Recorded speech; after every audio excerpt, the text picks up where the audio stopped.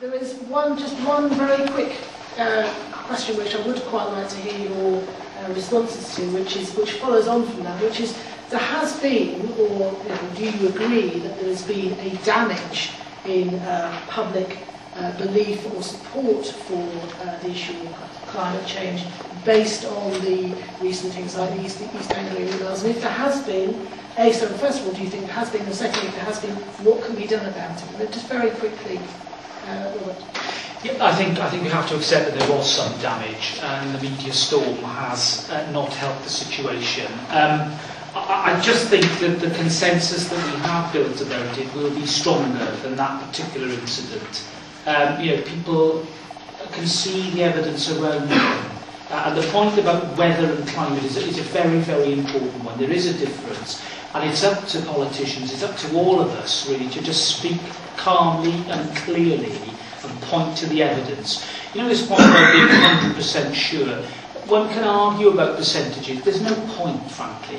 There's two standards in my walk of life. There's the civil standard of proof, which is the balance of probabilities, and the criminal standard of proof, which is beyond a reasonable doubt or being sure.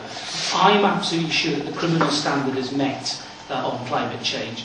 And frankly, that's good enough for me, and I think it's good enough for most of us, not just in this room, but out there. Okay, just very quickly, Anne, has the public confidence in climate change science been dented, and B, if it has, what can we do about it? Yeah, it has been dented, which is incredibly regrettable. What we can do about it, I think we need leadership, and that's political leadership at a local and national level, but also civil society leadership, the people who are here, the vast majority of whom believe that there has been climate change, and many of you in your own ways are showing that leadership and demonstrating by your own actions how you can combat climate change. But I think that we need to take it out wider into all sectors of society, which is something I've been trying to do as a Member of Parliament for at least the past 3.5 years, since I became much more aware of the problems with climate change, mainly through the actions of groups such as SCAN.